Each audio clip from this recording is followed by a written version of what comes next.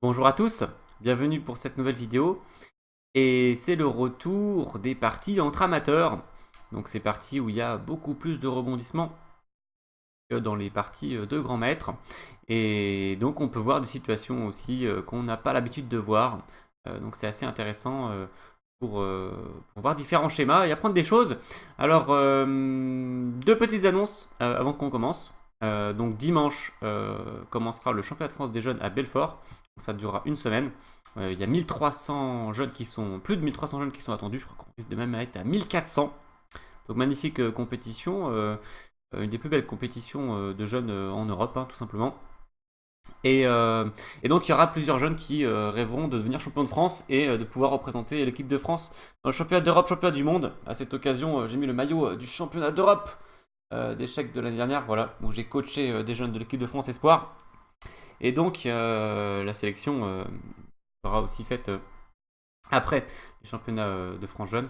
Et puis la deuxième annonce, c'est que je ferai une conférence en ligne, une masterclass le samedi 29 avril à 21h sur le thème du centre. Voilà, je mettrai le lien dans la description. Et donc on va voir cette partie lente qui a été jouée début avril en interclub adulte entre guillemets, mais elle mettait aux prises deux jeunes joueurs, un joueur en pupille contre un joueur en poussin, voilà, et tous les deux étaient entre 1200 et 1300 Elo FIDE. Voilà, alors c'est parti pour E4, E5, donc évidemment le début de prédilection des jeunes joueurs, on va en voir énormément au championnat de France de Belfort, et puis on sait aussi que dans les parties d'amateurs, on retrouve beaucoup ça. Et puis au niveau des rebondissements de la partie, évidemment, à Belfort, il y aura des rebondissements un peu partout, notamment dans les catégories moins de 8 ans, moins de 10 ans, mais aussi un peu dans toutes les catégories. Cavalier F3, cavalier C6 ou C4, partie italienne, voilà, donc on retrouve beaucoup. Je l'avais mis à l'écran italienne entre deux amateurs. Et les noirs ont joué fou C5, donc l'autre grande option, c'est cavalier F6, la défense des deux cavaliers. Et justement, dans ces parties de jeunes, eh bien, dans les premières parties, il faut savoir gérer cette attaque de cavalier G5. Attaque sur le pion F7 qui menace déjà. Cavalier prend avec une fourchette entre la tour et la dame. Et bon, le coup le plus répandu, c'est D5 pour contrer ça, mais on va pas rentrer dans ces détails. Fou C5 a été joué dans cette partie, et c'est un coup qu'on peut conseiller pour les joueurs qui veulent pas déjà être obligés d'apprendre ce coup au cavalier G5, puisque ici la dame prendrait tout simplement le cavalier. C3 joué par les blancs, on rencontre un peu plus souvent le coup D3, ou pourquoi pas bien sûr petit roc. Donc C3 joué par les blancs, cavalier F6 ou logique des noirs, et D3 de la part des blancs. Donc les blancs décident de jouer de manière classique, un peu comme les grands maîtres. Avec cette partie italienne qui est beaucoup revenue à la mode. Sinon, ici, il y a une option agressive avec les blancs, c'est D4. Voilà. D'ailleurs, en parlant d'option agressive, si on revient au coup précédent, après le coup fou C5, et bien sûr, il y a le Gambit Evans avec B4 qui avait été remis sur le devant de la scène par Garry Kasparov dans son championnat du monde de 1995 contre Vichy Anand. Donc C3, cavalier F6, D3. Ok, donc je disais que D4 c'est très agressif. Après, pion prend D4 qui est normal, pion prend D4, fou B4 échec. Remarque que les blancs ont réussi à installer un centre, mais ils sont en échec et il y a ce pion qui est en prise. Donc il y a des complications qui peuvent survenir. On ne va pas rentrer dans les détails là encore. La théorie va très loin, hein. On peut aller jusqu'au 25e coup. Et ici, on va s'arrêter là. D3, petit roc. Alors, voilà, premier coup un petit peu discutable de la part des noirs, petit roc. D'habitude, on préfère jouer un coup comme D6. On se dévoile pas trop vite. Et puis, on continue par exemple après fou B3, qui est bien pour pouvoir replier le fou en cas d'attaque par le cavalier. Maintenant que le pion était protégé, le cavalier pouvait tenter sa chance, alors qu'avant, il devait surveiller le pion. A6, donc un coup assez utile aussi pour pouvoir replier le fou éventuellement en A7. Et après petit roc, bon bah les noirs ont le choix entre justement jouer fou A7 pour se débarrasser de cette menace D4 qui pouvait arriver. Et puis H6 par exemple pour éviter le fou G5 ou H qui va se produire dans la partie. Donc dans retour à la partie, il y a eu petit roc. Les trois petits rocs. Et justement, les blancs profitent pour venir installer ce clouage qui est nettement plus désagréable quand les noirs ont fait le petit roc. Même si ici c'est pas le danger incroyable, puisque comme les blancs ont décidé de jouer avec C3, qui est la manière classique de jouer cette italienne Giuco Pianissimo, eh bien il n'y a pas au moins la manœuvre qui est avec C3 qui est D5 qui risque d'arriver pour appuyer sur le clouage. On sait qu'on aime bien appuyer sur les clouages. Alors, une première question pour les noirs serait comment gérer ce clouage. Si vous voulez tenter d'y répondre, vous pouvez mettre la pause. Et donc, un bon coup pour gérer ce clouage, étant donné qu'on n'a pas encore fait D6, eh bien on peut en profiter pour ramener le fou en E7, ce serait très solide. Évidemment, on aura perdu un peu de temps, on aura fait un aller-retour avec le fou, mais dans ces positions plutôt lentes et calmes, bien un tempo ne fait pas forcément une différence incroyable, la perte d'un tempo. Donc voilà, c'était bien de se débarrasser du clouage avec ce coup. Dans la partie du H6, et les blancs ont bien joué puisqu'ils ont maintenu le clouage, fou H4. Voilà, je vois trop de joueurs qui prennent les pièces clouées. Et évidemment, ici, il n'y a plus de clouage. Donc les noirs n'ont plus de problème particulier. Et en plus, ils ont pris la paire de fous. Donc fou H4, bien joué de la part des blancs. Alors, il va passer plein de choses dans cette partie. Je vais essayer de pas trop rentrer dans les détails. Alors, on va avoir tellement de choses à voir. D6. Cavalier BD2. Ok, en fait, il faut déjà dire une chose. C'est que les noirs n'ont pas réussi leur début de partie. Maintenant qu'ils ont joué D6, le fou peut plus revenir en E7. Et ce cavalier est cloué pour assez longtemps. À moins qu'on décide de bouger la dame, mais fou prend F6 affaiblirait fortement notre roc. Et dans ces situations, comme les blancs n'ont même pas encore fait le petit roc, ils peuvent tout à fait envisager de faire un grand roc et d'envoyer des attaques puissantes sur le roc et profiter en plus de ce coup H6 qui va donner un point d'appui, un point de levier au pion G. Donc un plan typique des blancs ici serait d'envoyer le pion G, G4, G5. Voilà, alors on peut commencer par exemple H3, puis prépare G4, G5 qui peut être extrêmement dangereux. On peut faire pourquoi pas tour G1 aussi pour appuyer tout ça. Cavalier BD2, Dame E2, Grand Roc pour ramener éventuellement la deuxième tour et ça peut faire très très mal. Voilà. Donc dangereuse la position des noirs ici. Les blancs n'ont pas cherché trop à en profiter, ils ont joué cavalier BD2, fou E6. Voilà, une assez bonne idée c'est de neutraliser ce fou en C4 qui était assez fort. Fou B3, bon une réponse assez classique. En fait ici c'est possible aussi de prendre en E6. Parce qu'après pion prend E6. Comme il y a eu le coup H6, et bien cette case en G6 est fragilisée. Et les noirs sont pas forcément ravis d'avoir une case faible comme ça juste à côté de leur roi. Même si c'est pas si simple pour les blancs de l'utiliser. C'était une option de jeu, à noter qu'il y a aussi du dame B3 pour essayer de taquiner les pions, mais les noirs auraient des options pour se défendre. Commencer par dame C8. Revenons à la partie, il y a eu fou B3, dame E7, petit roc. Voilà, donc les blancs n'ont pas essayé de profiter de la situation en faisant un grand roc et jouer G4, G5 qui était vraiment très dangereux. Donc les noirs, ça va. Le tour à D8, coup de développement. Dame C2. On va voir qu'il y a pas mal de situations où la dame serait un peu mieux positionnée en E2 pour essayer d'atteindre l'aile roi dans certaines variantes plus rapidement.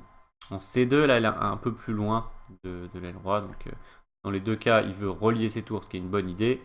Et puis surprotéger le pion E4. Alors, il a joué KBD2 assez tôt, du coup il n'était pas trop en mesure de faire D4, qui est le plan principal. Alors on peut dire quand même ici que justement le plan typique des blancs c'est plutôt jouer avec tour E1, cavalier F1 et éventuellement D4. Et le cavalier peut souvent essayer de se redéployer en E3 ou en G3. Bon là il faut faire attention bien sûr au fou qui pourrait rester coincé après un coup comme G5, on va en reparler.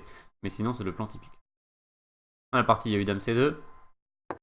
Et là les noirs ont fait un coup qui est plutôt pas mal en général, c'est avancer au centre avec D5. En plus, ils ont bien préparé avec tour D8, ça paraissait bien.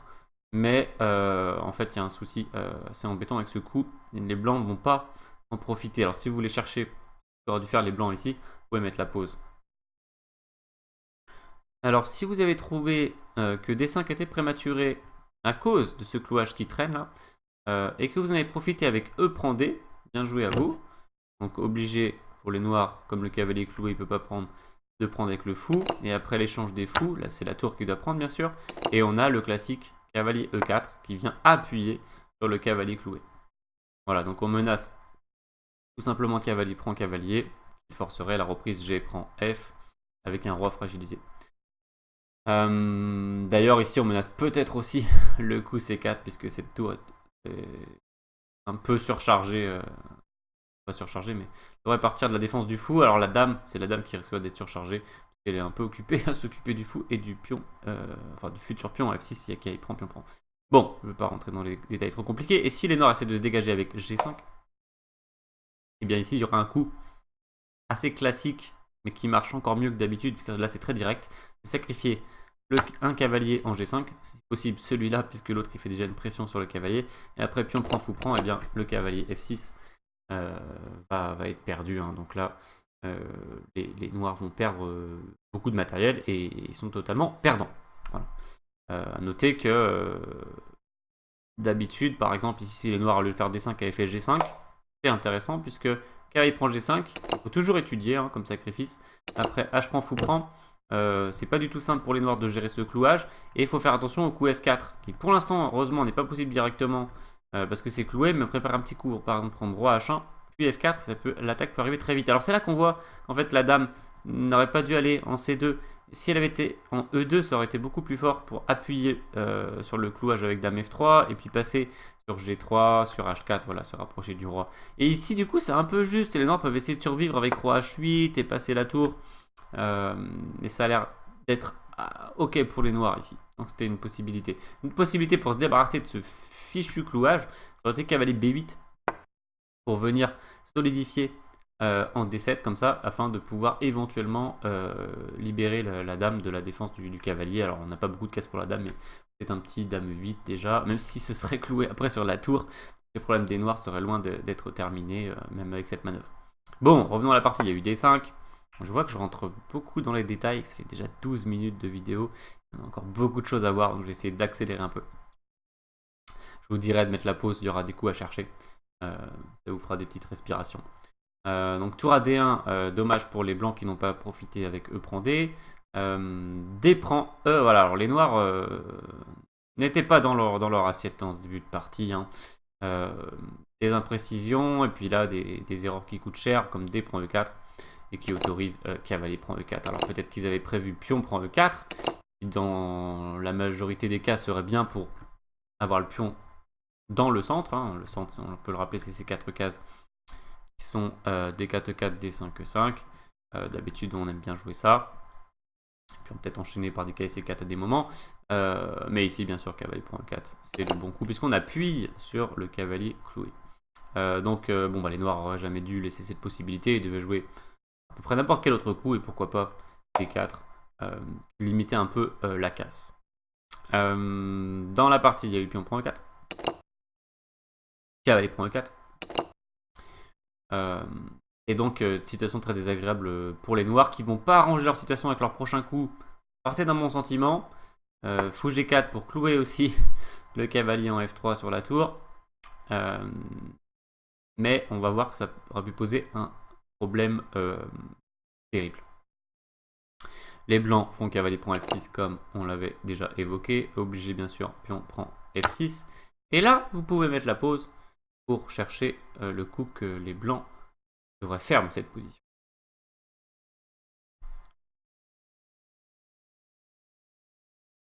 Alors, il fallait avoir le coup d'œil. Le coup d'œil que le fou B3, que les noirs voulaient neutraliser quand ils ont joué fou E6 tout à l'heure. Il y a eu des occasions d'échanger ces fous. Hein.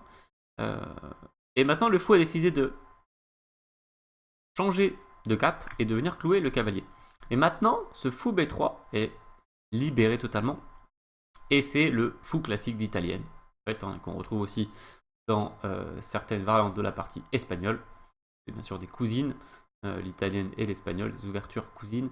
Et ici, si vous avez trouvé le coup des 4, bien joué, puisque ça attaque le fou et ça libère cette dame en C2 qui, on l'a dit, était loin de l'action, mais maintenant, elle va pouvoir venir placer un échec terrible en G6 en profitant du fou B3 qui cloue le pion en F7. Et le pauvre roi qui était déjà mal en point après le coup pion prend F6 qui fait un gros trou en plein milieu de son roc, a des gros soucis, ou alors on va perdre un fou. Donc on peut montrer par exemple après pion prend D4, dame G6, échec, un coup terrible, hein, échec en plus fourchette. Et surtout, on va ramasser aussi le pion H6 sur échec. Et en fait, ça va être pire que ça, puisqu'on va faire une petite manœuvre comme ça. Donc ça mange pas de pain d'avoir pris le pion au passage. Et puis, bien sûr, on va en fait, prendre ce pion et faire une fourchette royale avec le fou. Gagner une dame. Et puis après, peut-être encore le fou d'ailleurs. Dans la foulée. Voilà. On gagne complètement la partie ici. Donc T4, gagner au minimum une pièce. Et puis peut-être beaucoup plus. Hein. Dame 2 a été jouée dans la partie. Dommage, une occasion manquée pour les blancs. Les noirs, le tour F8. La dame, quand même, vient côté du roc noir. Et donc, on retrouve ce fameux coup, hein, menace dame G6 terrible. Ici, qui gagnerait sans doute encore la dame. Et les noirs doivent se défendre. Alors, ils ont défendu avec fou E6. Ce qui est bien, puisque on revient à l'idée de base qui était de neutraliser ce fou en B3 et la dame ne peut plus venir en G6. Une autre idée, ça aurait pu être F5. Bien sûr, faites très attention parce qu'on a une dame en prise, mais on a aussi des atouts après. Bon, c'était plus compliqué comme coup, bien sûr. Si on n'est pas sûr, on fait plutôt fou E6. Jouer dans la partie. Alors, on est au 17e coup de la partie. Il y a eu fou A4. Alors, c'est assez astucieux comme ce fou va switcher de diagonale. Alors, il vient essayer de mettre un clouage lui aussi sur la tour qui est derrière le cavalier. Plutôt un clouage sur le cavalier.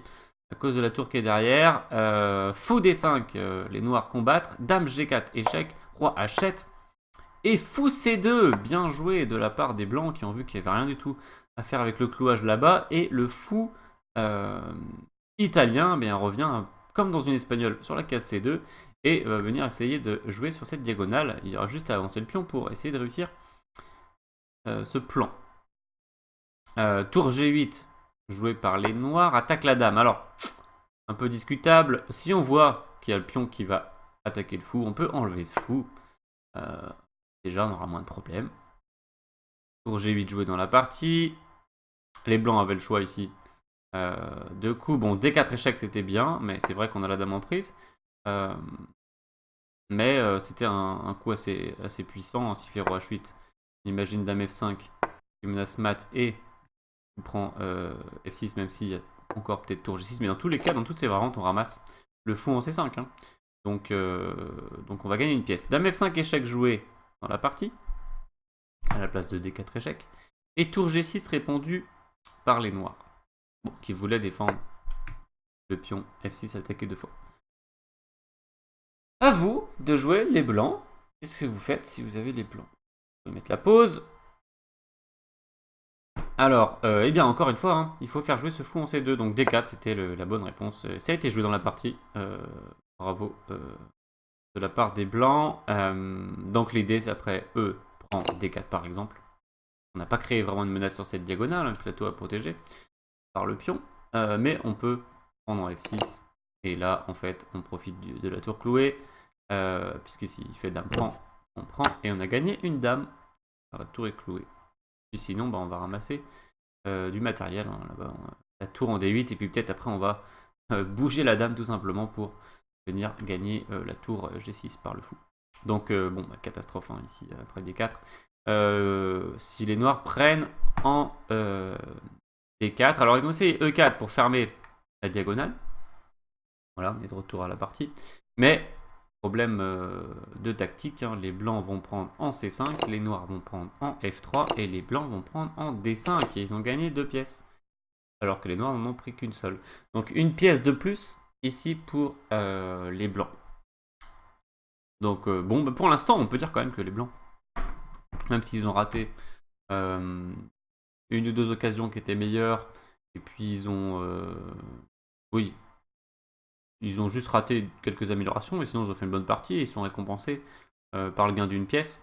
Les noirs avaient fait un peu trop d'erreurs jusque-là pour mériter mieux que ça. Et donc logiquement les blancs une pièce de plus. Mais la partie va, comme souvent dans les parties d'amateurs que je vous montre, connaître des rebondissements. Alors ça commence F prend G2. Bien sûr on ne pouvait pas le faire avec la tour. Et puis ce pion est très intéressant à une case de la promotion. La tour F1 va en D1. Et les noirs jouent roi G7 pour déclouer cette tour en G6. protéger aussi ce pion en F6 qui était en prise quelques coups. il y a eu des pièces à prendre avant, donc on ne pouvait pas forcément s'en occuper plus tôt, mais maintenant, c'est une menace, il faut prendre F6 éventuellement. Et les noirs défendent. Et alors, donc les blancs sont au top ici. En fait, les blancs sont complètement gagnants. Et ils peuvent jouer différents coups. Par exemple, dame F3, on revient tranquillement, on attaque cette tour. Ou bien, plus simple encore, échanger les tours en D8. Et puis on fait dame D7 par exemple, ça va être une catastrophe pour les noirs puisque le fou attaque la tour et il y a ce cavalier qui est en prise, donc 100% gagnant ici pour les blancs. Mais il y a eu dame F4. Dame F4 avec l'idée d'attaquer la tour toujours. Et en fait les blancs se sont dit bon ben la tour est coincée. Elle ne peut pas aller sur les 3 cases qui sont devant elle. Elle n'a pas d'autres cases. Ça a l'air d'être très bien. Gros problème de ce coup. Vous pouvez mettre la pause si vous voulez. Si vous ne l'avez pas encore vu. Bon, et bien en fait, tour prend D5. Douche froide, douche glacée sur la tête des blancs. Puisqu'en fait, on ne peut pas reprendre en D5. Sinon, on est échec et mat. Alors dame E en mat. Grâce à ce beau pion en G2 là. Et une sorte de mat du couloir avec un pion noir au milieu des 2 pions blancs. Voilà, donc ça c'est très problématique. Alors les blancs viennent de perdre une tour. Alors ils essayent de se reconcentrer. Et c'est l'objectif. Aux échecs, on a fait une erreur. Surtout, essayer tout de suite de revenir dans la partie, de serrer le jeu. En général, aux échecs, au moins au niveau amateur, on fait une seule erreur, même si elle est un peu grosse, comme ici, on a quand même perdu une tour. Bon, on avait une pièce de plus au départ, donc c'est pas si gros finalement. On peut essayer de revenir, quoi. Ça suffit pas pour perdre la partie. Mais il y a un proverbe qui dit qu'une erreur n'arrive jamais seule. Parce que très souvent, elles s'enchaînent, les erreurs. Parce que le joueur, il peut être déstabilisé de sa propre erreur. Et du coup, il peut enchaîner d'autres erreurs dans la foulée. Et alors là, ça s'écroule. Bon, mais là, les blancs ont joué dame F3. Ok, bien joué, puisque défend la tour. Donc si tour prend, on peut reprendre de la dame pour pas se faire mater par la dame noire. Comme tout à l'heure. Et maintenant, c'est les noirs qui ont craqué, quoi. Les noirs, ils auraient dû se dire, c'est génial. J'ai très mal commencé la partie, mais j'ai eu un petit don. Mon adversaire m'a fait un don d'une tour. Il faut que j'en profite. Sauf qu'en fait, ils en voulaient trop. Les noirs, alors ils ont voulu faire cavalier E5 pour aller à l'attaque. En fait, ils se sont dit maintenant, le roi n'a pas de case. C'est très tentant d'essayer de donner le cavalier pour faire un mat à l'étouffer, en fait. Hein. Si on arrive, s'il n'y a pas la dame et qu'on fait un cavalier H3 ou un cavalier F3 ou un cavalier E2, on va faire mat à l'étouffer. Donc les noirs étaient très tentés d'amener ce cavalier et ils ont voulu faire cavalier E5. Et soudain, ils se sont rendus compte de ce que la flèche rouge montre à l'écran, c'est que la dame blanche pourrait prendre la tour tranquillement et il n'y aurait pas de suite pour les noirs qui reperdraient la tour qu'ils viennent juste de gagner. Alors les noirs se sont dit, mais les noirs voulaient changer leur coup, mais évidemment, c'est interdit. Quand on a touché une pièce aux échecs, si on peut la jouer, on doit la jouer. Pièce touchée, pièce à jouer. Et c'est ce qu'ont réclamé naturellement les blancs ici. Alors les noirs ont joué cavalier D4. Il n'y a plus trop le choix. Au moins, ils sauvent la tour. Oui, ils sauvent la tour indirectement, en fait. Ils tendent un petit piège aux blancs. Donc ce qu'il aurait fallu faire, bien sûr, c'était échanger les tours. La dame prendre ce pion. Ok, on va reperdre cette tour, mais on prend. Et les noirs sont bien. Ils ont 2 pions d'avance pour l'instant. Bon, peut-être on va perdre le pion G2 tôt ou tard, mais on aura toujours un pion d'avance. Et c'est confortable d'avoir un pion d'avance après ce début de partie. Bon, cavalier D4. Alors, petit piège, j'ai dit petit piège, pourquoi? Parce que si les blancs font d'un prend D5, eh bien, je l'avais dit tout à l'heure, ça peut être un mat à l'étouffer. Voilà, un joli mat. Cavalier 2 mat, et c'est le pion et le cavalier qui font le travail, la tour. Qui était clouée longtemps et puis qui était en prise maintenant par le fou, eh bien elle fait quand même un travail très important, elle aussi, de protéger ce pion. Voilà, bon, dans la partie, il y a eu pion prend cavalier, bien joué de la part des blancs, pas tomber dans le piège. Les noirs ont exploité le coup du mat du couloir avec tour prend D4. Bien joué. Si les blancs bien sûr prennent cette tour, et on retrouve le mat de tout à l'heure avec dame 1. Bon, les blancs l'ont vu tout à l'heure, ils vont pas se faire avoir maintenant. Et ils s'emparent de la tour en G6, finalement. Et ici, les noirs avaient le choix entre prendre le fou ou la tour. Et il fallait pas tromper parce que si on dit ok, je prends juste le fou. Ah non, les blancs prennent la tour parce que le pion n'est plus protégé par la tour, donc il n'y a plus de mat en fait. Dame 1, roi prend, merci pour tout. J'ai tour fou en plus. Ok, par contre, ça aurait pu être pas mal de prendre. Enfin, la meilleure chance c'était de prendre en D1. On prend D1, on prend G6. Et certes, on a une pièce de moins. On a quelques pions. Bon, ça c'est très léger, hein, surtout qu'on va perdre le pion G2. Mais on a, disons, quelques minces espoirs de survivre. Après, tour prend H4, qui a été joué dans la partie. Normalement, on survit pas. Alors, les blancs pouvaient ramener simplement leur fou. C'était une bonne idée. Hein. Jouer avec une pièce de plus. Et on trouve encore un coup encore plus fort. Bien joué, dame G3. Attaque la tour et prépare des découvertes avec le fou. Les noirs doivent sauver leur tour. Et ils doivent faire attention où ils la mettent parce que sinon, s'ils la mettent sur une case blanche, ils se faire attraper par le fou. Par exemple, si on joue tour C4, donc l'idée peut-être d'attaquer le pion ou enfin enlever la tour, on peut se prendre bien sûr échec, puis on perd la tour. Donc ils l'ont mis en B4. Poussé de échec joué par les blancs et roi F8. Ok, et ici, les blancs avaient un coup très puissant. Vous pouvez mettre la pause si vous voulez le chercher. Alors c'était pas super compliqué. Hein. C'était fou hachette. Menace mat en un coup. G8 mat. Très très dur pour les noirs de gérer ce coup. Et en fait les noirs allaient perdre la partie après cette attaque terrible. Les blancs, par exemple, si le roi tente de s'échapper, on fait juste un échec. La dame doit se mettre ici. Et puis ici on a au moins deux façons de gagner la partie. On a le classique tour D8. Déviation du roi. On gagne la dame. Ou bien, encore plus fort ici, hein, tour un échec, qui va forcer ce roi à s'éloigner. Et on va perdre la dame sèche. Ça aurait été complètement gagnant. Alors, j'ai pas regardé ce qui se passait sur un coup de dame comme dame prend C7. Mais on imagine qu'il va y avoir aussi une attaque terrible après dame G8. Voilà, tour échec. Puis la dame va enchaîner les échecs et on va sans doute faire un mat au bout d'un moment. Voilà. Et sinon, ça peut être dame D8. C'est nettement plus fort. Et on va trouver comment finir ça. Bon, minimum, on gagne la dame avec échec, tac, échec. C'est encore une dame sèche. Puis sans doute, il peut y avoir des maths qui traînent. Voilà, on va faire un beau mat avec dame D7 échec. Obliger le roi à monter. Et puis mater comme ça avec dame F5. Donc, fou H7 mettait fin à la partie. C'était manqué par les blancs. Ils ont joué dame A3. Pour la petite histoire, on va revenir au coup précédent.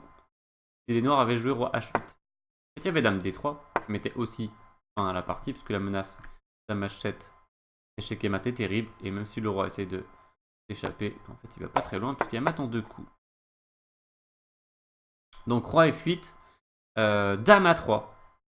Les noirs qui, on se rappelle, avaient très mal commencé la partie, perdu une pièce, bénéficié d'un don de tour. Mais après, toucher le cavalier et perdu du matériel encore. Et là, il joue avec une pièce de moins. Ont eu de nouveau un coup de chance puisque les blancs ont raté fou H7. Donc, les noirs ont eu quand même, pour l'instant, beaucoup de réussite dans cette partie. Même si les blancs, évidemment, s'ils avaient voulu gagner, il aurait fallu utiliser les occasions. Donc, dame prend C5, joué par les noirs. Fou E4. Et coup astucieux de la part des blancs. De toute façon, le fou était à moitié en prise et en fait, il n'est pas en prise ici puisque la tour est clouée. Donc, en fait, les blancs se proposent de faire fou prend B7 puisque cette tour est de toute façon clouée pour prendre un pion. Les noirs sauvent le pion et les blancs attaquent la dame. Et sur dame échec, on peut piquer le pion avec le roi. Cette tour sera clouée. La dame se replient. Fou prend G2 de la part des blancs. Bon, les blancs sont très bien, même si ils auraient pu gagner il y a 3 coups, mais tout de même, ils ont juste une pièce de plus. Et certes, les noirs ont 2 pions en échange, mais déjà, il y a des pions assez fragilisés ici. 2 pions isolés, doublé isolé, et puis un isolé. Le roi est aussi fragilisé, alors que là, c'est plutôt solide quand même. Donc les voyants sont au vert pour les blancs. Les noirs jouent C5. Et les blancs craquent. Mauvaise séquence pour les blancs, hein, qui tout à l'heure ont raté un gain clair. Juste avant, avec fou H7. Et puis ici, ils se trompent avec tour H5. En plus, tour H5, pas un coup qui inspire confiance. On fait, aller chercher le pion H6, là, c'est pas... Même si c'est vrai que quand on prend ce pion, on crée un pion passé, quand même pas la priorité. On sait qu'avec des pièces aussi fortes que Dame, Tour, il peut y avoir des puissantes attaques. On a vu tout à l'heure un mat qui est arrivé sur le roi noir. Plusieurs mats d'ailleurs qui pouvaient arriver sur lui. Donc ici, il faut se rendre compte en fait que les blancs ont une dame totalement excentrée. Mais aux échecs, on sait que nos pièces doivent essayer de se rapprocher du centre le plus possible pour jouer le plus possible, être le plus actif possible. Donc ici, un coup typique serait de ramener cette dame, par exemple. Alors, ils étaient préoccupés par le pion en B2, mais c'est pas la priorité hein, aux échecs. Les pions, par exemple, si on joue dame D3, qui est un coup de centralisation typique, hein, c'est-à-dire, je reviens très très près du centre, sur une colonne centrale, et puis je me mets en batterie avec la tour sur la colonne. Et si les noirs décident de s'emparer ce pion en B2, bien sans doute ils vont avoir des très gros problèmes. Après, tour échec, roi là, dame échec, roi là, échec et mat. Voilà, donc ça va très vite. Donc dès qu'on est recentralisé, on peut envisager des attaques.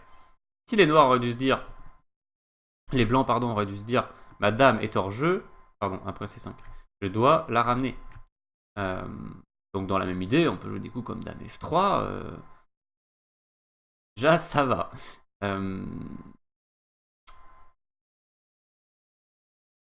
Si on pense que c'est dangereux un peu la première rangée, on peut aussi ramener cette tour en T1. C'est solide. Voilà, donc plusieurs options pour les blancs ici. Mais tour H5, ça aggrave la situation en fait, parce que non seulement on a la dame excentrée, on a aussi la tour excentrée. Et qu'ici on a des pièces mal placées. Et les noirs, qui n'ont pas des pièces incroyables, mais déjà un peu plus centralisées, on va dire. Et là on profite avec dame E1 échec. Coup F1 forcé, et tour G4 échec. Voilà, donc coup terrible qui arrive sur le roi blanc. Donc ok, si on joue roi H1, on est mat. Dame prend fin. Et donc les blancs doivent donner leur dame excentrée va revenir, mais un peu tard, puisqu'elle doit se sacrifier. Et après tour prend dame, H prend, roi G7, on a une finale.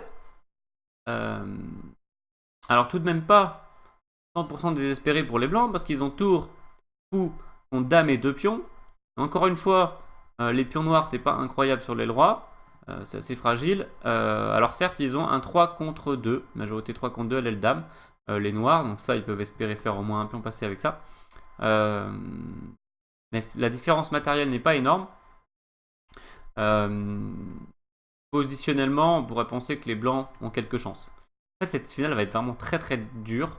Parce que les blancs sont pas bien coordonnés. En fait, la tour est excentrée. Elle va mettre un peu de temps pour revenir dans l'action. Et puis il y a des pions là qui vont être facilement vulnérables. En fait, la dame, ce qu'elle adore, c'est aller essayer d'attraper des pions vulnérables dans les positions comme ça. La position est très ouverte puisqu'il y a 0 pion dans le centre. Donc la dame peut passer sur les diagonales, sur les colonnes, sur les rangées facilement. Donc elle est assez puissante, ce genre de situation.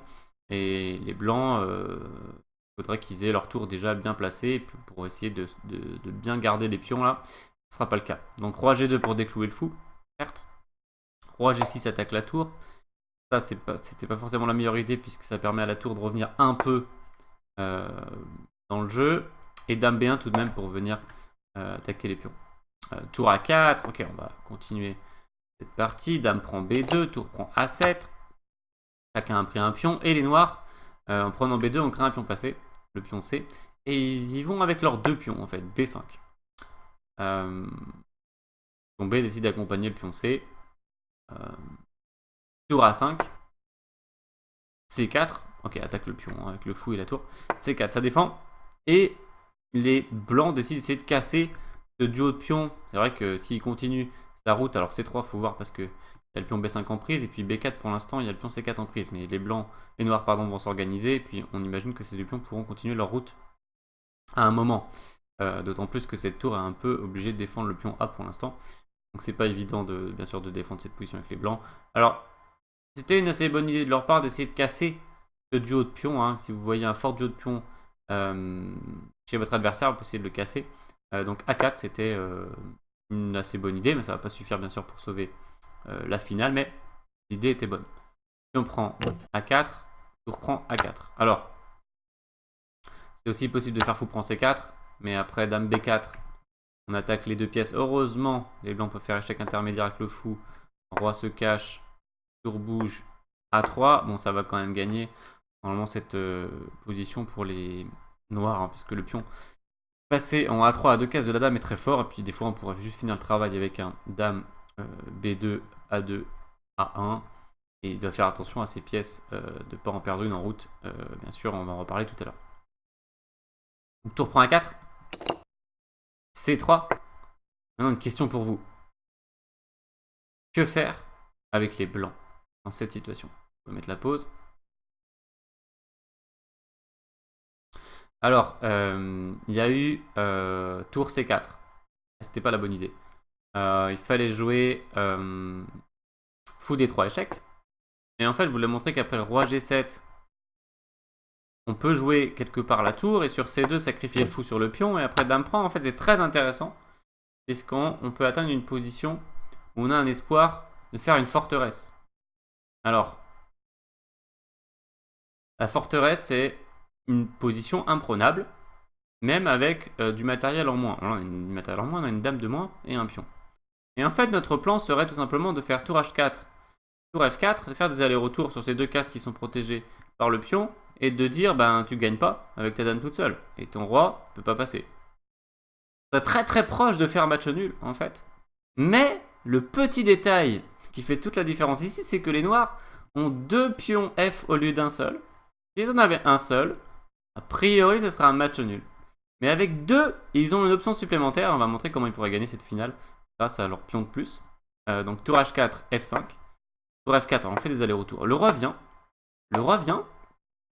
Et en fait, au bout d'un moment, on va juste essayer de sacrifier la dame sur la tour et un pion. Donc, il gagnerait une finale à 3 pions contre un seul. Et on va, en fait, même s'il ne veut pas, s'il essaie d'éviter, parce qu'il a quand même des cases avec sa tour, on va essayer de forcer le passage avec F4. Voilà, le coup gagnant, ici, F4. Donc évidemment, on ne peut pas prendre du pion, sinon on prend la tour avec le roi. Et puis, donc, si c'est tour pion, on va sacrifier dessus avec la dame. Et on va gagner cette finale de pion avec un pion supplémentaire. Voilà, elle est complètement gagnante. Donc, faut un tout petit peu travailler. Bon, voilà. Voilà, donc pas très loin quand même d'une forteresse pour les blancs en cas de sacrifice du fou sur le pion. Dans la partie, il y a eu tour C4 et ça s'est fini assez rapidement, en moins d'une dizaine de coups. Alors les noirs, quand même, qui ont eu pas mal de réussite, on l'a vu,